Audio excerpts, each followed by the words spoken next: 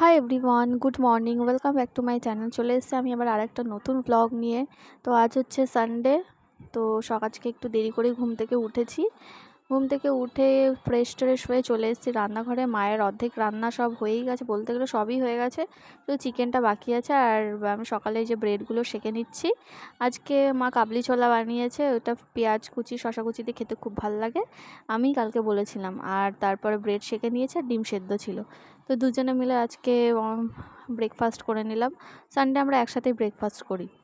তো হয়ে গেছে, এবার আমি আজকে চিলি চিকেন বানাবো। মাকে বললাম যে আজকে চিলি চিকেনটা আমি বানাবো। তো এই যে আমি বানাতে চলে এলাম চিলি চিকেন। এই যে চিকেন পকোড়াগুলো ভাজা হয়ে গেছে আর আমি বাকিটা করে নিচ্ছি। তখনই আমার একটা ফ্রেন্ড ফোন করেছিল, তো তার সাথে কথা বলছিলাম, আমার বর এখানে ভিডিও করে দিচ্ছিল। তো ব্যাস আমার রান্না বান্না হয়ে গেছে, সব গুছিয়ে টুছিয়ে এসছি। এবার আমি একটু নিজের ঘরটা গোছাবো। রবিবারের দিন একটু ঘরটা না গোছালে হয় না। তো এখানে জামাকাপড়গুলো অগোছালো ছিল, তাই আমি একটু জামাকাপড়গুলো গুছিয়ে গুছিয়ে নিচ্ছি।